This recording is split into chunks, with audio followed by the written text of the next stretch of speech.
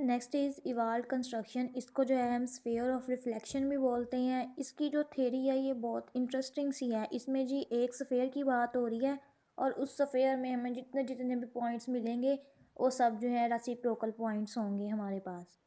The geometrical representation of diffraction condition was given by P P Ewald. P P Ewald एक scientist थे जिन्होंने जो है डाइफ्रैक्शन कंडीशंस की जो थी हमें ज्योमेट्रिकल रिप्रेजेंटेशन दी। उन्होंने कहा according to consider a region of reciprocal lattice के लेट सपोज ये हमारे पास रीजन है रेसिप्रोकल लैटिसेस का और ये हमारे पास ये सारे जो हैं पॉइंट्स हैं या एटम्स हैं ये हमारे पास कब फॉर्म हुए हैं जब हमने जो है डायरेक्ट लैटिसेस के हर प्लेन से जो है एक नॉर्मल ड्रॉ किया है और जो है लेट सपोज हमारे पास जो है उन नॉर्मल से हर साइड से जो है ये पॉइंट्स बने हैं। इसको हम रीजन ऑफ रेसिप्रोकल लैटिसेस कह रहे हैं।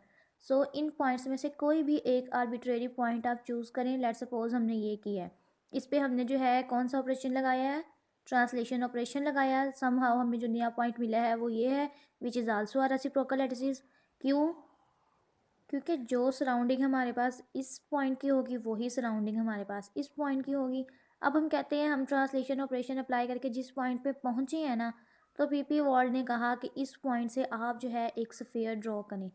स्फीयर ड्रॉ करते करते क्योंकि ये हमारे पास जो है पूरा रीजन है ना, काफ़ी सारे पॉइंट्स हैं इसमें, तो स्फीयर जब हमने पूरा ड्रॉ किया, जब दोबारा हम उस पॉइंट पे पहुंच गए हैं, तो इस स्फीयर को ड्रॉ करते हुए इस स्फीयर की जो है बाउंड्री पे भी है मेरे पास जो है जितने भी ये पॉइंट्स टच हुए हैं ना, लेट सपोज यहाँ पर ये वाला हुआ है टच और जो है ये वाला टच हुआ है हमारे पास, ये सब भी हमारे पास जो हैं रेसिप्रोकल लैटिसेस होंगी। इन पे भी डाइफ्रैक्शन की वही कंडीशंस होंगी जो इस पे होंगी। ये नहीं कि इस स्फीयर के अंदर वाले पॉइंट्स भी लेट सपोज ये है ये है ये है, नहीं, जो इस स्फीयर की बाउंड्री से टच होंगे हमारे पास उन सबको जो है हम कहते हैं ये रेसिप्रोकल वेक्टर्स हैं, रेसिप्रोकल लैटिस वेक्टर्स हैं हमारे पास। उनमें भी डाइफ्रैक्शन की कंडीशंस होंगी। अगर हमारे पास जो है लेट सपोज इस पॉइंट पे हमारे पास डाइफ्रैक्शन हो रही है तो वही डाइफ्रैक्शन की कंडीशन इस पॉइंट पे होगी। अब इधर तो कोई पॉइंट टच नहीं कर रहा, दोबारा इधर से टच करा तो इस पॉइंट पे भी हमारे पास डाइफ्रैक्शन की वही कंडीशन होगी। और डाइफ्रैक्शन की कंडीशन जो हमने ब्रैग्स लॉ की पढ़ी है, n lambda is equal to 2d sine theta. तो अब हमने ये भी देखना है क्या रेसिप्रोकल लैटिसेस में भी हमारे पास यही कंडीशंस रहेंगी ब्रैग्स लॉ के लिए, क्योंकि उसमें तो हमने सारे वेक्टर्स ही चेंज कर दिए हैं ना। तो फिर हम देखेंगे क्या ब्रैग्स लॉ के लिए भी हमारे पास जो है यही रेसिप्रोकल के लिए यही ब्रैग्स लॉ रहता है। तो अब जो है इवॉल्व ने सिंपल से कहा था कि एक पॉइंट लो, उससे ट्रांसलेशन ऑपरेशन अप्लाई करके आप जो नए पॉइंट पे पहुंचते हो उस नए पॉइंट से आप एक स्फीयर ड्रॉ करो। उस स्फीयर की बाउंड्री से जितने भी उस रीजन में पॉइंट्स टच होंगे वो सब के सब जो हैं डाइफ्रैक्शन करेंगे और वो सब के सब जो हैं रेसिप्रोकल लैटिस वेक्टर्स हैं हमारे पास। अब हमारे पास जैसे एक ये स्ट्रक्चर है, इसमें हमारे पास ये ओ जो है ओरिजिन है, ये वो आर्बिट्रेरी पॉइंट है जो हमने लिया है, इससे हमने जो नॉर्मल ड्रॉ किया है, जो हम न्यू पॉइंट पे पहुंचे हैं ट्रांसलेशन ऑपरेशन अप्लाई करके वो ए है। और इस स्फीयर में लेट सपोज हमारे पास यहाँ पर बी टच कर रहा है एक पॉइंट और एक पॉइंट हमारे पास यहाँ पे टच कर रहा है, जबकि ये ए से, क्योंकि ये भी जो है इसकी स्पेस जो सराउंडिंग्स है वो भी सेम है, इसकी सराउंडिंग्स भी सेम है। ये हमारे पास रेसिप्रोकल लैटिस वेक्टर है, ये भी रेसिप्रोकल लैटिस वेक्टर है। मतलब ए से जो है हम कितना डिस्टेंस चलेंगे तो हमें जो है एक रेसिप्रोकल लैटिस वेक्टर मिलेगा, वो हमें पता है जी एच के एल है। जो है रेसिप्रोकल लैटिस में जो है हम डी की जगह जी लिखते हैं। अगर हम डायरेक्ट लैटिस की बात कर रहे हो तो हम डी एच के एल लिखते हैं। तो एक पॉइंट से दूसरे पॉइंट तक जो हमारा डिस्टेंस है वो कितना है, जी एच के एल है। अब इधर जो है अगर हम डाइफ्रैक्शन की कंडीशन की बात करें तो ये हमारे पास जो है एक पॉइंट है। लेट सपोज हमने जो है यहाँ से जो है आर्बिट्रेरी पॉइंट इस पे हमने जो है कोई भी इंसिडेंट वेव जो है फॉल करवाई है और वो हमारे पास डायरेक्ट हो गई है। उसके जो है डाइफ्रैक्ट होने से हमारे पास जो नया पॉइंट बना है which is also a reciprocal lattice vector. अगर हम इस तरह से देखते हैं the vector O A represent the incident wave vector of magnitude K, और इस वेव का जो है मैग्नीट्यूड कितना होगा, के किसको बोलते हैं बेसिकली, के जो है वेव नंबर को भी बोलते हैं विच इज़ इक्वल टू 1/λ। तो उसके बाद जो है vector of magnitude K and O B represent the reflected wave of magnitude K dash. और ओ बी जो है ये हमारे पास जो है के डैश होगी। और ये के डैश क्यों होगी, क्योंकि हमें पता है कि इंसिडेंट बीम जो है जितने भी हमारे पास होगी वेव नंबर की वेव लेंथ की, हमारे पास जो रिफ्लेक्टेड बीम है वो भी उतनी ही होगी। ये हमने ब्रैग्स लॉ की कंडीशन में पढ़ा था।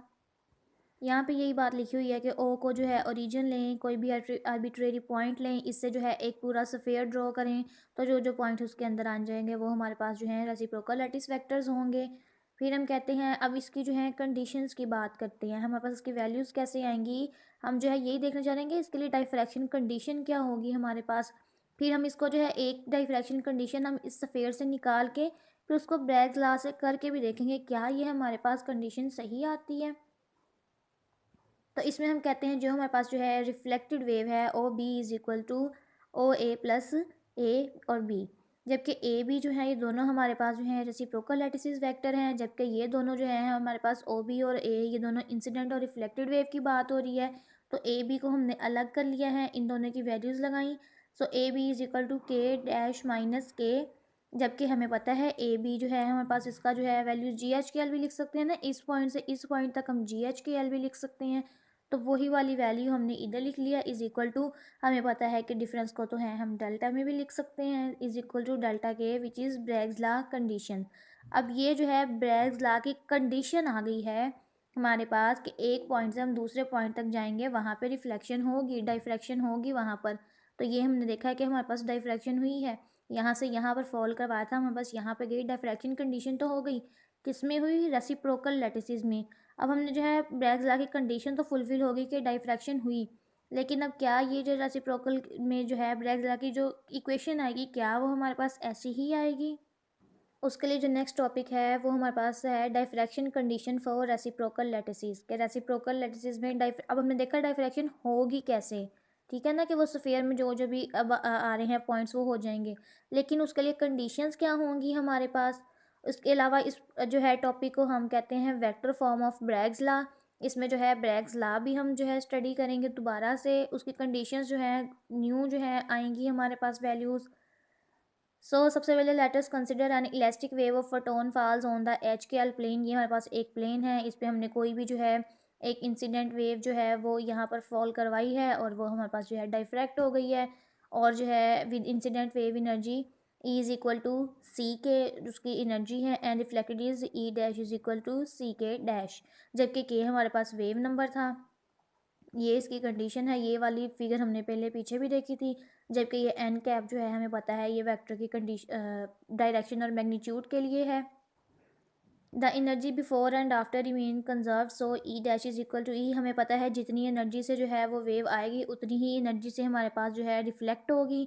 सो E dash is equal to E, दोनों की वैल्यूज़ लगाई, सी से सी कट करके हमारे पास क्या आ गया, के डैश इज इक्वल टू के, जबकि के हमारे पास एक वेव नंबर है जो कि इक्वल होता है 2 पाई ओवर लैम्डा के, बेसिकली ये 1/λ के इक्वल होता है। लेकिन हम 2 पाई क्यों लगा रहे हैं स्टार्ट से, क्योंकि रेसिप्रोकल लैटिसेस में हम जो है उसी सेम वेक्टर की प्रोजेक्शन की बात भी कर रहे हैं, इसलिए जो है इसमें हम 1 इज इक्वल टू 2 पाई रखेंगे।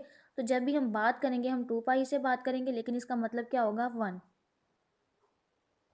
तो अब जो हमारे पास फिगर बनी हुई है हम पीछे से भी देख के आए हैं, जो हमने इवॉल्व कंस्ट्रक्शन में देखा था कि delta K is equal to K dash minus के, एक हमारे पास जो है ये कंडीशन होती है टू फाइंड डेल्टा के। अब जो है डेल्टा के फाइंड आउट करने के लिए from triangle A O B we have delta K, basically हमारे पास क्या है, इसको ये सेम जो है ये एक हमारे पास डिफरेंस है कि कितनी चेंजेस आई हैं हमारे पास इंसिडेंट वेव से रिफ्लेक्टेड वेव में।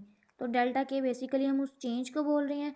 ये हमारे पास एक प्लेन है, तो अगर हमारे पास जो है यहाँ पर एक जो है रिफ्लेक्टेड रे है और जो सफ़ेयर को हमारे पास टच कर रहा है, एक पॉइंट हमारे पास यहाँ पे बन रहा है, तो एक पॉइंट से इस पॉइंट से इस पॉइंट तक जो है कितनी चेंजेस आई हैं उस रे में, तो उसको जो है हम डेल्टा के बोल रहे हैं। अगर यहाँ पर हमारे पास ऑलरेडी एक पॉइंट है, अगर यहाँ से भी हम जो है वो ये इसको भी ए लिख दें इसको बी लिख दें, तो फिर से रिफ्लेक्शन हो रही है ना हमारे पास। ए से अगर हम यहाँ पे फॉल करवाते हैं वो के डैश से फिर से जो है इधर आ जाती है। तो डेल्टा के बेशक इस वाली फिगर से एज्यूम कर लें या इधर से एज्यूम कर लें, एक ही बात है, क्योंकि ये बेसिकली चेंज है कि हमारे पास यहाँ से यहाँ कितना चेंज आया, उसके बाद इस चेंज की वजह से इधर कितना चेंज आया, तो ये बेसिकली हमारे पास चेंज है।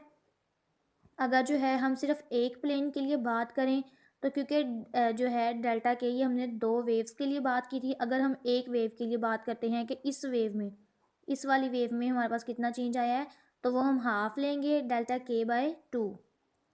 सो ट्राइंगल हमने ली थी ए ओ और बी, और जो है इस पे हम जो है साइन थीटा का जो है फार्मूला लगाएंगे। Sine theta is equal to delta K by two over K dash, and delta K by two is equal to K dash sine theta, और delta K is equal to K dash sine theta.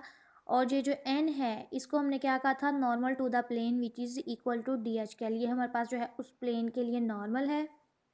और जबकि जो हमने last lecture पढ़ा था उसमें हमने कहा था कि एन कैप जो है हमारे पास जी एच के एल के बराबर होगा। जो लास्ट ये वाली फिगर में हमने कहा था ना कि जो एन की डायरेक्शन है वही जी एच के डायरेक्शन है, तो ये दोनों हमारे पास सेम है।